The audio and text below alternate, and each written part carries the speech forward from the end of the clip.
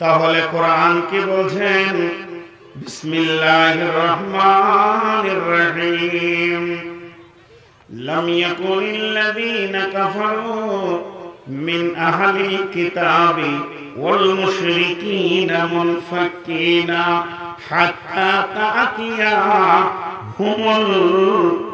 বায়্যিনা। সকালে জোরে বলবেন, আমি যখন হুমুল বলবো সকলে জোরে বাইয়িনাটা বলবেন। এরই উপরে এই কোরআনের নামকরণটা এসেছে, সূরার নামকরণটা এসেছে।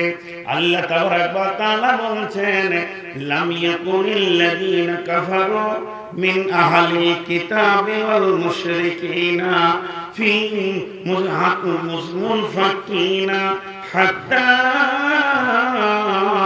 তা'তিয়াহুমুল বায়্যিনা। কত বড় কথা আল্লাহ বলছেন, কিন্তু এমন একটা কথা বলবো আপনাদের ভিতরে বেতাল লেগে যাবে, বিশ্বাস হবে না। রব্বুল আলামিন বলছেন দুটি গোষ্ঠীর নাম নিয়ে এরা জান্নাতে যাবে, এরা জান্নাতে থাকবে। আর তাদের জান্নাতটা কেমন হবে, কেমন হবে, কেমন সাজানো থাকবে? আল্লাহ বলেছেন জাযাউহুম ইনদা রাব্বিহিম জান্নাতু আদনিন তাজরি মিন তাহতিহাল আনহার খালিদিনা ফিহা আবাদা রাদিয়াল্লাহু আনহুম ওয়া রাদু আনহু যালিকা লিমান খাশিয়া রাব্বাহ। কেমন রাগ লাগবে, এখনই আপনারা বিরক্ত হয়ে যাবেন আমার উপরে। কি বললাম? আল্লাহ তাবারাক ওয়া তাআলা বলছেন জাযাউহুম, তাদের জন্য তাদের বদলা রয়েছে, প্রতিদান রয়েছে। ইনদা রাব্বিহিম, তাদের আল্লাহর কাছে। প্রতিদানটা কি? জান্নাতু আদনিন তাজরি মিন তাহতিহাল আনহার, জান্নাতু আদন রয়েছে এবং তার নিচে রয়েছে মর্দম তলদেশে নহর প্রবাহমান রয়েছে। তাহতিহাল আনহার খালিদিনা ফিহা আবাদা, ওই জান্নাতে তারা চিরদিন থাকবে, তাদেরকে কেউ বের করতে পারবে না। ওই গোষ্ঠী দুটার নাম আমি বলছি, এই বাইয়ানা সূরাতে আল্লাহ তাদের নাম বলেছেন। লাম ইয়াকুনিল্লাযীনা কাফারু কাফারু কাফারু কাফারু মিন আহলিল কিতাবি ওয়াল মুশরিকিনা মুশরিকিনা মুশরিকিনা। একটা দল হলো কাফের আর একটা দল হলো মুশরিক। এই কাফের মুশরিকেরা চিরদিন জান্নাতে থাকবে, এদের জান্নাতে নহর কুলকুল করে বইছে। জি, এদের না জান্নাতে নহর কুলকুল কুলকুল করে বইছে। এখন কথা বলার টাইম নাই, বায়ান করছি। কুলকুল করে বইছে। হাওয়ায় বিশ্বাস হলো? একটা দল নাম কাফের আর একটা মুশরিক, এরা জান্নাতে থাকবে, আর এমন জান্নাতে থাকবে আল্লাহ বলছে তাদের নহর কুলকুল করে বইছে এবং চিরদিন সেখানে অবস্থান করবে। আপনাদের বিশ্বাস হলো? তাহলে কোরআনের বিশ্বাস নাই। আমি বললাম ভেজাল লেগে যাবে, ভেজাল লাগবে। ফিলোজফির ওপরে যদি তর্জমা করা হয়, এই জন্য বহু জায়গায় আমি বলি, জলপাইগুড়ি আমাদের দেশে, পশ্চিমবঙ্গে একটা জেলার নাম জলপাইগুড়ি উত্তরবঙ্গে আছে, যেটা সিকিম ভুটানের কাছে।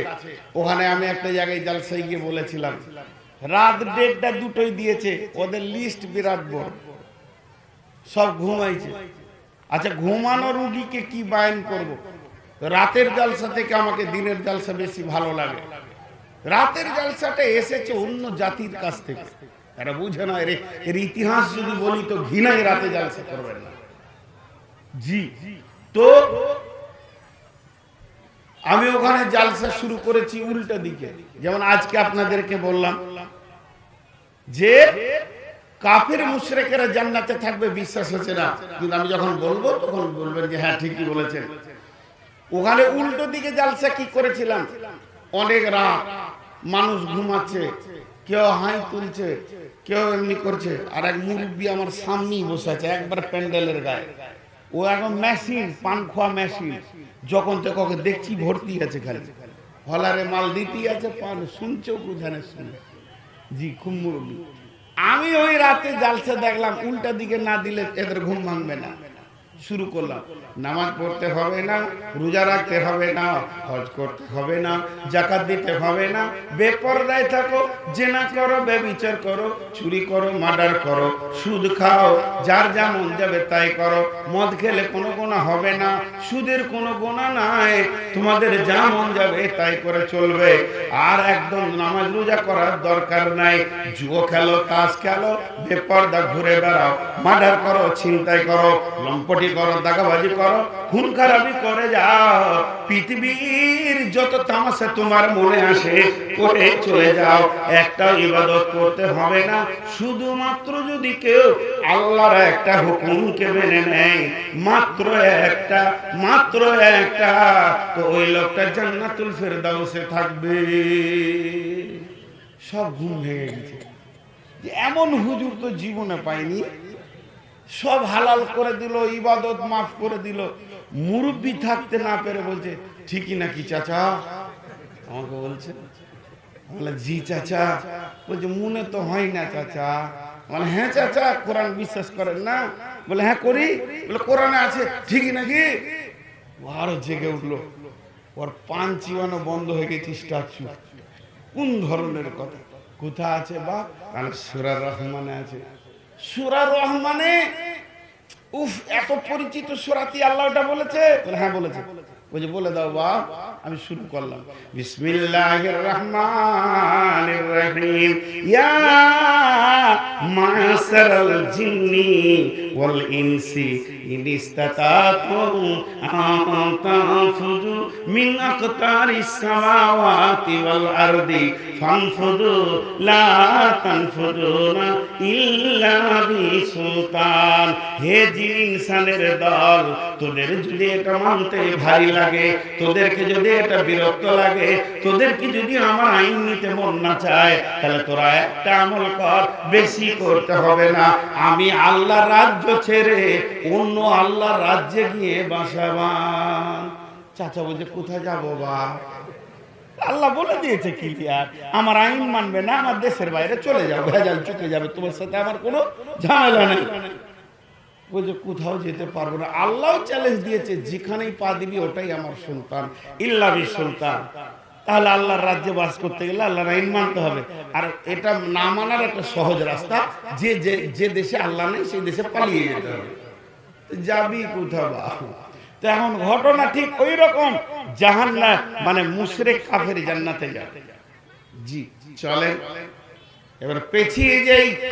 আল্লাহ এমনটা বললেন কেন, এমনটা করলেন কেন? জি, আল্লাহ তাবারাক ওয়া তাআলা বলছেন, লাম ইয়াকুনিল্লাযীনা কাফারু মিন আহলিল কিতাবি ওয়াল মুশরিকিনা মুনফাকিনা হাত্তা তাতিয়াহুল বায়িনা। ওই কাফেরে আর ওই মুশরিকের কথা যাদের জন্য আল্লাহ বলেছেন, তারা কে ছিল? আহলে কিতাবের ভিতরে ছিল, তার আগের নবীদের কিতাবের আওতাভুক্ত ছিল। বিশ্ব নবী আসতে যখন ডিস্টেন্স হয়ে গেল, তাদের ভিতরে দুইটি ফাটল হয়ে গেল। একটা ফাটল হয়ে গেল কোন দিকে? একটা চলে গেল খারাপের দিকে, আর একটা খুব ভালো ভালো না, কিন্তু অতিরিক্ত লোড নিতে পারবো না। একবার বলবেন, দুবার বলবেন, তিনবার বলবেন, এটা যথেষ্ট হয়ে যাবে। এটা যে কত লোড, এটা নূর মোহাম্মদ জানে, যে এই চেয়ারে বসে।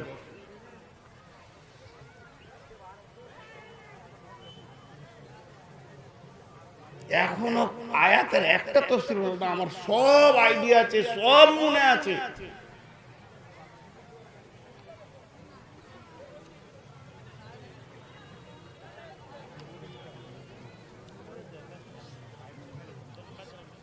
ওইটা আপনি খালি চুপ করে থাকেন। এই ধরনের কিছু মাল আছে দুনিয়াতে, ওদের যদি পায়েও ধরেন তো বসবে না, ওদেরকে ওই রকমই শুনিয়ে দিতে হবে। আর ওদের জাত বংশ সব জায়গায় আছে। ওদের বিয়ে শাদী হয় ওদের আপোষের মধ্যেই হয়। ওরা যে জালসায় যাবে দাঁড়িয়ে দাঁড়িয়ে দুনিয়া করবে। এটা কত সুন্দর সুন্নতে চেহারা, বয়স্ক মানুষ, বাপের বয়স, এদেরকে কে বসতে বলবে? ওদের কাছে আলাদা করে চিঠি লাগবে। এরা ঘোড়া বংশ থেকে এসছে, ঘোড়া বংশের লোক বসে গেলে দাম কমে যাবে। ওগুলোকে সব বাদ দেন, আপনি চুপ করে বসে থাকেন, কাজ হয়ে যাবে। দেখেন, দাও পানি, দাও পানিটা খাও, ওইটা পরে খাচ্ছি। আপনাদের বিরক্ত লাগছে নাকি? এই মাইক ম্যান কে আছে? সাউন্ড নেই বলছে সাউন্ড দাও। মাঝে মাঝে একটু রাগ দেখাতে হবে, নাহলে বেটা ছেলে ভাববে না। যার রাগ নাই সে বেটা ছেলে নাই। তো আমি যে কথাটা আপনাদের সামনে বলছি, আহলে কিতাবের মধ্যে দুটি ভাগ হয়ে গেল। কোন মতেই তারা ফিরতে চাইছে না, মুনফাকিনা, তারা দ্বীনের আওতায় আসতে চাইছে না। হাত্তা তাতিয়াহুমুল বাইয়িনা, যতক্ষণ পর্যন্ত তাদের কাছে প্রকাশ্য দলিল না পৌঁছেছে। হে মুসলমান, পৃথিবীর বুকে একটাই জাতি আছে যার প্রতিটি কাজে দলিল আছে, তারই নাম মুসলমান। ঠিক না ভুল যারা বলেন? মুসলমান পেশাব করবে দলিল আছে, মুসলমান পায়খানা করবে তো দলিল আছে, মুসলমান পানি পান করবে তো দলিল আছে, মুসলমান চা পান করবে তো দলিল আছে, মুসলমান খাবে তো দলিল আছে, মুসলমান কথা বলবে তো তার দলিল আছে, মুসলমান দাঁতে কোনটা পিসবে কি পিসবে না এর পেছনেও দলিল আছে, মুসলমান কোনটা শুনবে কোনটা শুনবে না তার পেছনেও দলিল আছে, মুসলমানের চোখটা কিভাবে ব্যয় হবে এর পেছনেও দলিল আছে, মুসলমান কোনটা গায়ে হাত দেবে কোনটার গায়ে হাত দেবে না এর পেছনেও দলিল আছে, মুসলমান কেমন ভাবে হাঁটবে তার পেছনেও দলিল আছে, মুসলমান মজলিসে কেমন বসবে এর উপরেও দলিল আছে, মুসলমান রাস্তায় কিভাবে চলবে তার উপরেও দলিল আছে, মুসলমান আপনার কিনা বিবিকে কিভাবে ব্যবহার করবে এর পেছনেও দলিল আছে, মুসলমান কেমন ভাবে শুবে তার উপরেও দলিল আছে, মুসলমান কিভাবে জাগবে তার উপরেও দলিল আছে, মুসলমান কোনটা চিন্তা করবে কোনটা করবে না এর উপরেও দলিল আছে, মুসলমান কোন মজলিসে দাঁড়াবে কোন মজলিসে যাবে না এর উপরেও দলিল আছে, মুসলমান মালকে ব্যয় করবে তো কোথা করবে কোথা করবে না এর উপরেও দলিল আছে, মুসলমানের জমি জায়গা হলো কে কতটা পাবে কে পাবে না এর উপরেও দলিল আছে। অতএব বন্ধুরে, এর জীবনটা আহাত থেকে লাহাত পর্যন্ত, মায়ের কোল থেকে কবর পর্যন্ত, জানাজার খাট থেকে নিয়ে দোলনা পর্যন্ত দলিলে পরিপূর্ণ আছে, এর নাম মুসলমান। এগুলা একটা একটা করে বলতে গেলে অনেক সময় লাগবে। জি ভাই, দেখবেন দেখবেন একটা দলিল বলবো, কজন নিতে পারবে কজন নিতে পারবে না, একটা দলিল বলবো।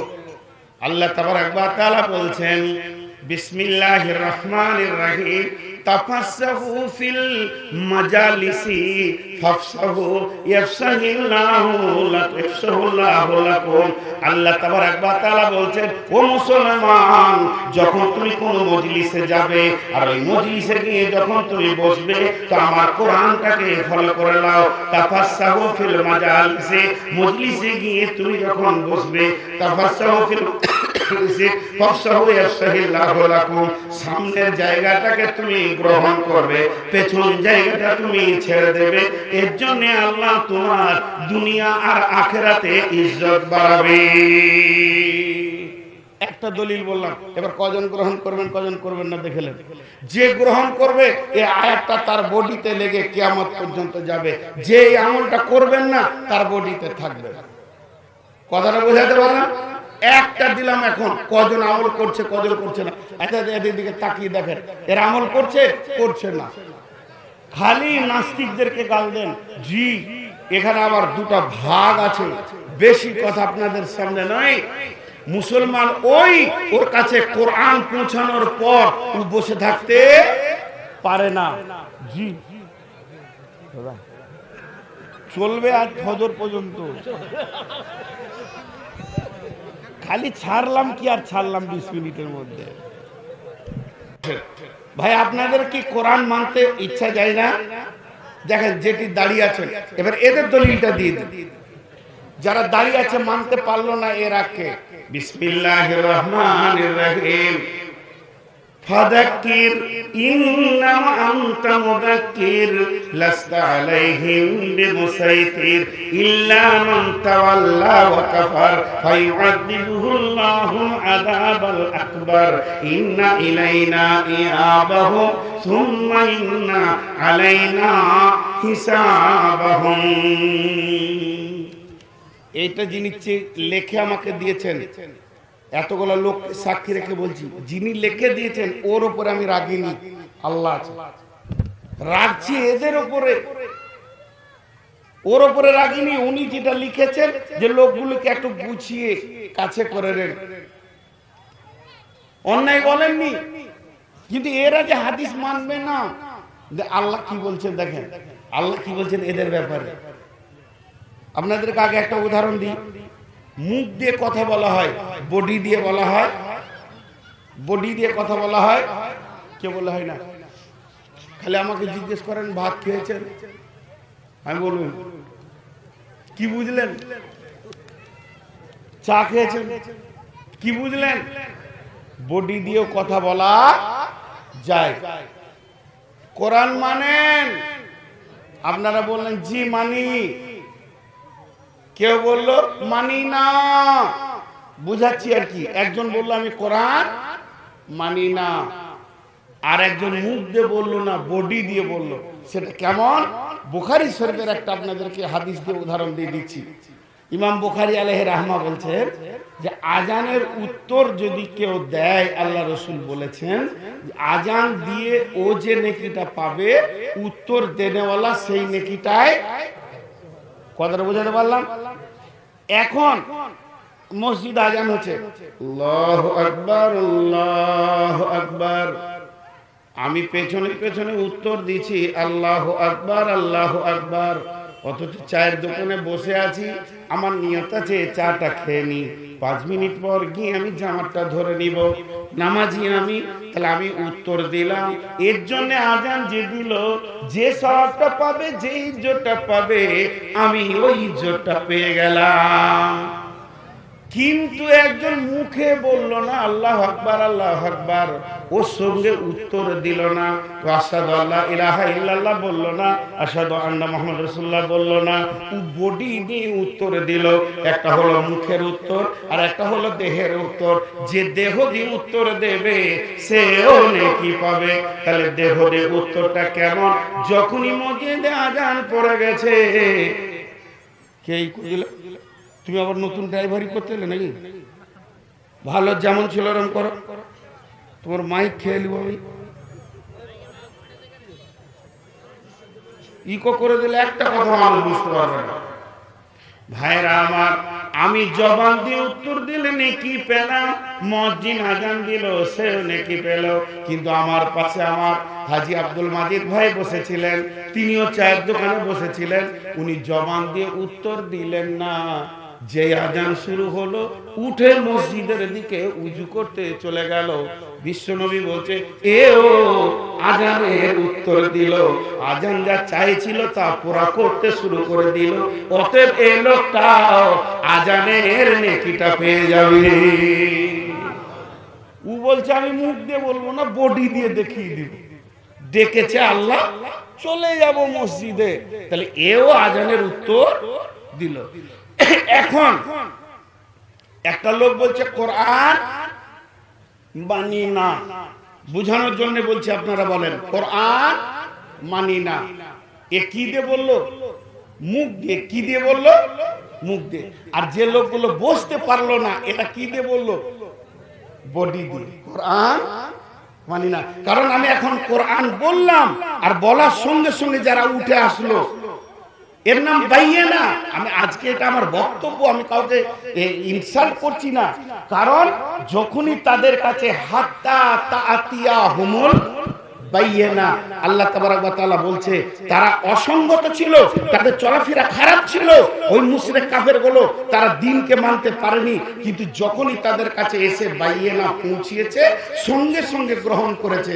আর কেউ ওটা শুনলো অথচ গ্রহণ করতে, এরা কিন্তু বডির দিক থেকে কোরআনকে মানল না, মুখে বলল না যে মানি না, কিন্তু কাজে দেখিয়ে দিল আল্লাহ তোমার আইনকে মানি না। এর জন্য বিশ্বনবী বলেছেন মান কাতা মিরাসা ওয়ারিসিহি কাতা আল্লাহু মিরাসাহু ইয়াউমাল কিয়ামাতি ফিল জান্নাহ। যদি কোন জীবিত জাহান্নামী পৃথিবীতে দেখতে চান যে লোকটা পৃথিবীর বুকে ঘুরে বেড়াচ্ছে, খাচ্ছে, ঘুমাচ্ছে, চা পান করছে, আনন্দের সঙ্গে দুনিয়া করছে, আর মরার পরেই জাহান্নাম চলে যাবে, এই রকম লোক যদি দেখতে চান তো আল্লাহর নবী বলছেন দেখো ওই লোকটাকে যে তার মিরাসকে আর জমি জায়গাকে কাউকে ফাঁকি দিয়ে কাউকে লিখে দিয়েছে, বড় ছেলেকে ফাঁকি দিয়ে ছোট ছেলেকে লিখে দিয়েছে, বেটিকে ফাঁকি দিয়ে বেটাদেরকে লিখে দিয়েছে, ভিটা লিখেছে, বাড়ি লিখেছে, মালকে দিয়ে দিয়েছে, মানে ওর ওয়ারিসকে কন্ট্রোল করতে পারেনি। পক্ষান্তরে সে আল্লাহকে বলতে চেয়েছে তুই যে ফারাজটা দিয়েছিস আল্লাহ এটা কোনো কাজের নয়, এটা বাজে, এটা মাথায় ধরছে না, এই রকম বাজে কোরআন আমি মানি না, আমার ব্রেনে যেটা আছে আমি সেটা করব। পক্ষান্তরে সে কোরআনকে ইনসাল্ট করেছে, কোরআনকে মানতে পারেনি। আর একটা লোক কোরআনের একটা আয়াতের অবমাননা করার পর যদি সে নিজেকে মুসলমান মনে করে নিতে পারে, এটা তার ভ্রান্ত ধারণা, এটা তার ভুল ধারণা। তা এক্ষুনি একটি আয়াত, একটা বাইয়েনা আপনাদের কাছে আমি পৌঁছে দিলাম। সেই বাইয়েনাটা কি? ওই বাইয়েনাটা আছে সূরা মুজাদালার ভিতরে। আল্লাহ তাবারক ওয়া তাআলা বলছে ও পৃথিবীর মানুষ তোরা আমার কথা শোন, যখন কোন মজলিসে যাবি রে সামনে জায়গাটাকে গ্রহণ করে পেছনটাকে তুই ফেলে দিবি। এই ভাষাটা কার না আল্লাহ, এই বক্তব্যটা কার না আল্লাহ, এই বাইয়েনাটা কার না আল্লাহ, হুকুমটা কার না আল্লাহ। যারা শুনে নিল এরা বডিতে একটা আয়াতকে লাগিয়ে নিল, কিয়ামতের মাঠে উঠবে, আল্লাহকে বলবে মাগো আপনি আমার বডির দিকে তাকিয়ে দেখেন আমি জান্নাতের জায়গার জন্য কোরআনটা আনতে পেরেছি কিনা। আর যারা এটা শুনল না, অবজ্ঞা করে থেকে গেল, এদের জন্য একটা আয়াত বডি থেকে সরে চলে গেল। কথাটা বোঝাতে পারলাম? এতগুলি লোক হ্যাঁ না বলে না। এখন আমি পানি খাবো, তো পানিটা পান করতে গেছি, কোন হাতে ধরেছি? চলবে? কে বলছে চলবে না? রসুল বলছে চলবে না, আর আল্লাহ বলছে তুই রসুলকে ফলো কর। দেখেন মুসলিম কাকে বলে, ধরে নিলাম। এরপরে চলবে কি চলবে না? এই জন মুসলমান পেচ্ছাপ করতে গেলেও দলিল খেয়াল করবে, তার বডিতে জীবনে দলিল থাকবে। যখন আমি ডান হাতে পানিটা পান করব, এক গ্লাস পানিতে 6 খানা রসুলের হাদিস রয়েছে। তুমি ডান হাতে পান করো, বসে পান করো 2, 3 নম্বর দেখে পান করো 3, 4 নম্বর 3 শ্বাসে পান করো 4, 5 নম্বর বিসমিল্লাহ বলে পান করো, 6 নম্বর আলহামদুলিল্লাহ বলে শেষ করো।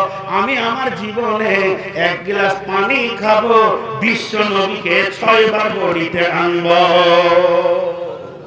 অতএব বন্ধুরে, এর জন্য কোরআনকে বাইয়েনা বলা হয়েছে।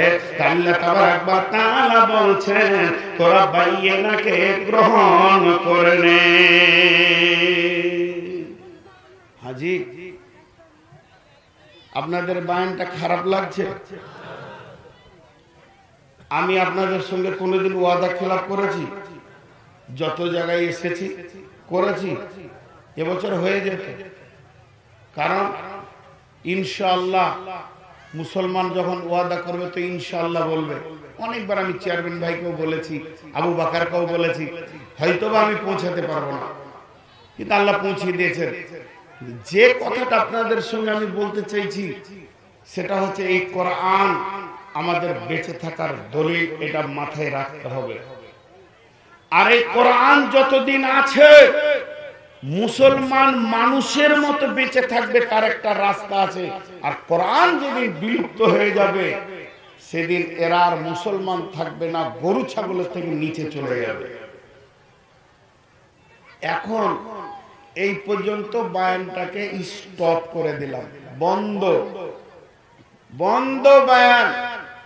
একটা অ্যাঙ্গেল আমি টেনে আনবো সাইড থেকে, এটাতে জুড়ে দিব, তখন আবার আপনাদেরকে এই বায়ানটা নিতে আরো মজা লাগবে। সেই অ্যাঙ্গেলটা কি? বাংলাদেশে ধরেন কোন একটা ছেলে আপনার এই গ্রামেরই অল বাংলাদেশের সে এইচএসে একটা বড় রেজাল্ট করেছে, স্কলারশিপ পেয়েছে। ছেলেটার নাম শফিকুল ইসলাম। তো ও যখন বড় রেজাল্ট করেছে তো গোটা পৃথিবীতে ওর ভাইরাল হয়েছে ইউটিউবে। আর যখনই ভাইরাল হবে তখনই মানুষের কাছে স্যাম্পল হয়ে দাঁড়াবে। স্যাম্পল হয়ে গেছে, স্যাম্পল। আর মাঝে একটা ছোট্ট কথা বলে নি, আজকে আমার বায়ান আছে কাহারোলে। কাহারোলে বায়ানে নিয়ত করেছি জান আর মাল, এই দুটি জিনিস কিভাবে ব্যবহার করতে হয় পৃথিবীতে, আল্লাহ বলেছেন কিভাবে, এর উপরে সূরা তওবা থেকে তাফসীর করব ইনশাআল্লাহ। তো এটা মাঝে বলে নিলাম। তো ওই ছেলেটা যে বিশ্ব জুড়ে রেকর্ড করেছে, তো দেখবেন ও একটা স্যাম্পল হয়ে যাবে। স্যাম্পলটা কেমন? আপনি আপনার ছেলেকে, আমি আমার ছেলেকে ইন্ডিয়াতে পড়াতে বসেছি, এরপর অঙ্কগুলো দেখ, প্রজেক্টগুলো ঠিক করেছিস কিনা, পড়াশোনায় তো তুই মন দিস না, পড়াশোনা যদি করবি তো শফিকুলের মতো কর। এই কথাটা সব গার্জেনই বলছে, সব মাস্টারই বলছে, সব টিউশনি মাস্টার বলছে। তার মানে ও একটা স্যাম্পল হয়ে দাঁড়িয়েছে। কথাটা বুঝাতে পারলাম? এটা মানুষের কাছে হয়েছে, কিন্তু আল্লাহ বলছেন, এবার গুরুত্ব দেন, আল্লাহ কিছু লোকের দিকে আমাদেরকে তাকাতে বলছেন, গুরুত্ব দেন। আল্লাহ যত গুরুত্ব অতটাই গুরুত্ব দেন। আল্লাহ কি বলছেন? বিসমিল্লাহির রহমানির রহিম। ওয়া ইযা কিলা লাহুম আমিনু কামা আমানান নাস ওয়া ইযা কিলা লাহুম আমিনু কামা আমানান নাস। রব্বুল আলামিন বলছেন, যখন তাদেরকে বলা হতো তোমরা ঈমান আনো যেমন ওই লোকেরা ঈমান এনেছে, ওই লোকেদের মতো তোমরা ঈমান আনো। ওই লোকটাকে, ওই লোকটা কত দামি, স্বয়ং আমার আল্লাহর আঙ্গুল, আমার রবের আঙ্গুল, আমার মাবুদের আঙ্গুল, আমার আরশালার আঙ্গুল তার দিকে লক্ষ্যে চলে গেছে। তাহলে সেই লোকটা কত দামি ঈমানদার যে আল্লাহর হৃদয়কে কেড়ে নিয়েছে, আল্লাহর হৃদয়কে জয় করে নিয়েছে, আল্লাহর মনের মানুষ হয়েছে সে। এর জন্য আল্লাহ আজকে আমাদেরকে বলছেন, ও মানবপুরবাসী, ওরে তাফসীরে যত নারী পুরুষ আছে, আমি আল্লাহ বলছি ওই লোকেদের মতো ঈমান আন। তাহলে সেই লোকটা কে? সেই লোকটা কত দামি, বা সেই লোকটাকে যাদের ব্যাপারে আল্লাহ তাবারক ওয়া তাআলা বলেছেন, এই লোকটাকে খুঁজে বের করি, চলেন সবাই খুঁজি সেই লোকটাকে। মা বোনেরা, আপনাদেরকে আগে একটা স্যাম্পল দিচ্ছি, ওই মহিলাটাকে বের করছি। কি করবেন? ওই বসো, আমি ওগুলো দেখতে পারি না। মা বোনেরা আমার, প্রথমে মেয়েদেরকে একটা স্যাম্পল তুলে দিচ্ছি, আপনারা হাত দিয়ে কুড়িয়ে এলেন। মারে আমার, বোনরে আমার, একটা মেয়েকে তুলে দিচ্ছি আপনাদের সামনে। ওই মেয়েটি কত দামি। মেয়েটির নাম হচ্ছে উম্মে হাকিম। ওর স্বামীর নাম হচ্ছে ইকরামা। শ্বশুরের নামটা শুনলে কলিজাটা জ্বলে যাবে। শ্বশুরের নাম আবু জাহেল। আবু জাহেলের বেটার নাম হচ্ছে ইকরামা। আর ইকরামার বিবির নাম হচ্ছে উম্মে হাকিম। উম্মে হাকিম ওর আসল নাম নয়, ওর নাম অন্য আছে। ওর বেটার নাম হাকিম। আর উম্মে হাকিম মানে হাকিমের মা। ওকে শ্বশুর বাড়িতে হাকিমের মা বলে ডাকে, ওর বাবার বাড়ির লোক হাকিমের মা বলে ডাকে। এই ডাকতে ডাকতে ডাকতে ডাকতে ইতিহাসের পাতাতে সে হাকিমের মা নামই থেকে গেছে। এই মেয়েটি কত দামি। ও আমার বোনের রে, ওরে আমার বেটি রে, একটিবার ধ্যানের সঙ্গে শুনবেন। বিশ্ব নবী যেদিন মক্কা বিজয়ী করলেন, সেদিন 10 জনের নামের একটা লিস্টকে কাবার গিলাপে টেনে দিলেন। আর 10 জনের নাম টেনে দেওয়ার পর বললেন, এই 10 জনকে যেখানেই পাবে কেটে ফেলে দাও। এদের মাথাকে গর্দন থেকে নামিয়ে দাও। এদের মাথাকে যে কেটে ফেলে দেবে তার জন্য কোনো বিচার হবে না। এদের পৃথিবীতে বেঁচে থাকার কোনো অধিকার নাই।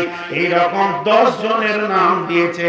তার মধ্যে অন্যতম নাম হচ্ছে ইকরামা বিন আবু জাহেল।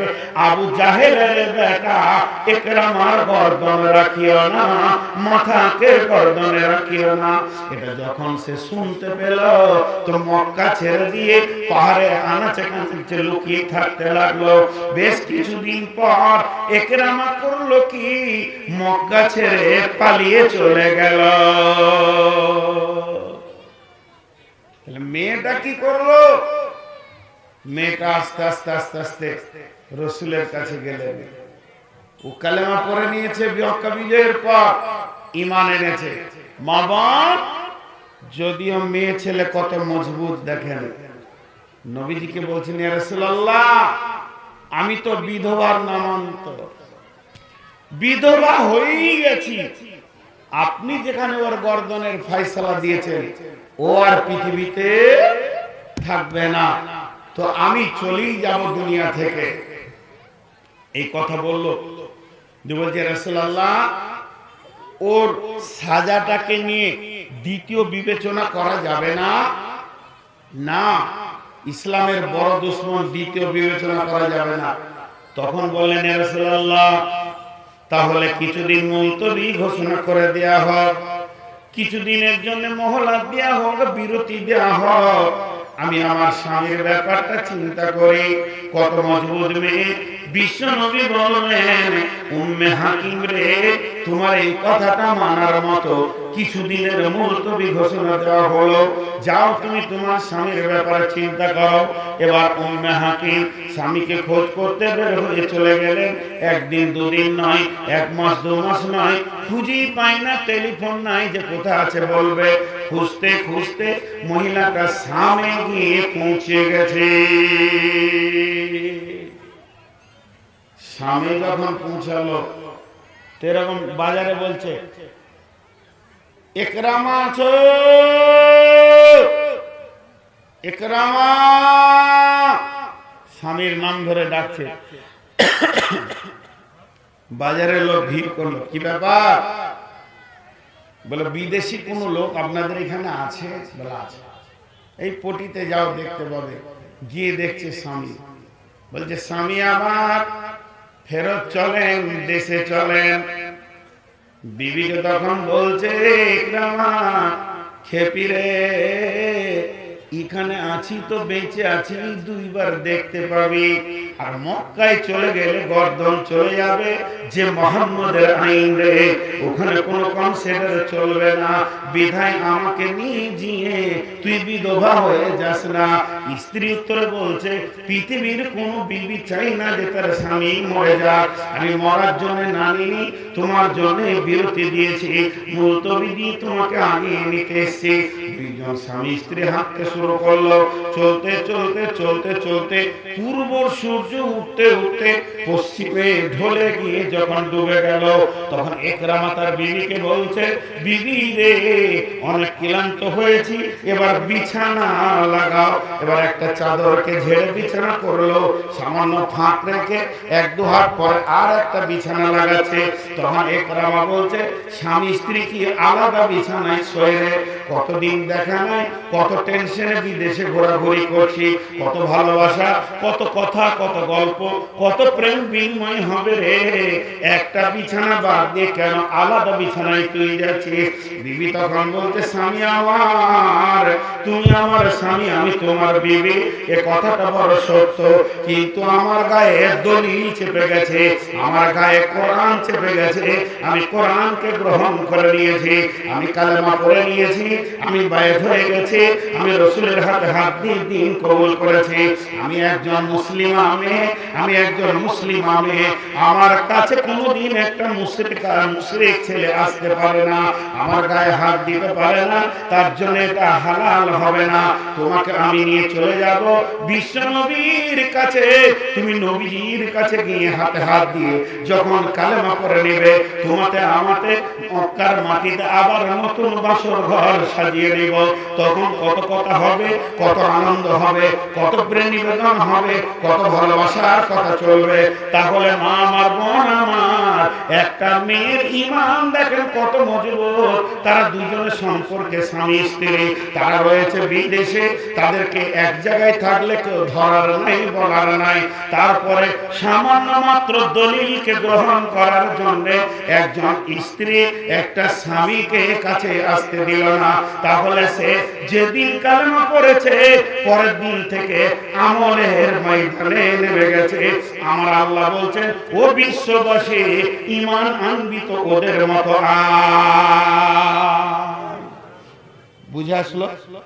এবার ছেলেদেরকে একটা স্যাম্পল দিই। সম্ভাব্য জঙ্গে তবুকে বিশ্বনবী সাহাবীদেরকে নিয়ে বের হয়ে গেলেন। যেতে যেতে মরুভূমির প্রান্তে নবীজি বললেন, এই জায়গায় আমরা রেস্ট নিব, এখানে আমরা খাবো, এখানে আমরা আরাম করব, এখানে আমরা গোসল করব, এখানে আমরা রেস্ট নিব, তারপরে আবার সফর শুরু হবে।